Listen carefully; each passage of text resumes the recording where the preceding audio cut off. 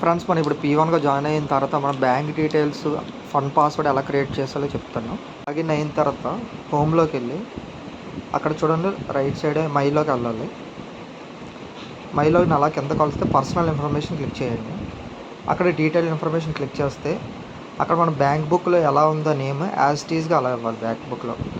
So bank బుక్లో ఇది for example ఇది ఒక్కొక్కరిది ఫిల్ చేస్తున్నాం మనం. సో బ్యాంక్ బుక్లో మన పేరు ఎలా ఉందో యాజ్ ఇట్ ఈస్గా అలా ఇవ్వాలి. ఇచ్చి సబ్మిట్ అని క్లిక్ చేయండి. తర్వాత ఛానల్లో account bank confirm account number IFSC code ఇచ్చి యాడిట్ నవ్ అని కొట్టండి. తర్వాత ఇలా యాడ్ అయిపోతుంది. తర్వాత మైలోకి వెళ్ళి పర్సనల్ ఇన్ఫర్మేషన్లోకి వెళ్ళిన తర్వాత మనకి ఇలాగ ఫండ్ పాస్వర్డ్ అని ఆప్షన్ ఉంటుంది కింద నుంచి రెండోది. అందులోకి వెళ్ళి మనకి ఏదైనా సీక్రెట్ ఉన్న డిజిట్స్ కానీ ఏదో ఒకటి ఇచ్చుకోవచ్చు. ఇచ్చి కన్ఫర్మ్ చేసి సేవ్ ఇట్ కొట్టండి. తర్వాత హోమ్ బటన్ క్లిక్ చేస్తే మీకు అక్కడ విత్డ్రా అనే ఆప్షన్ కనిపిస్తుంది చూడండి.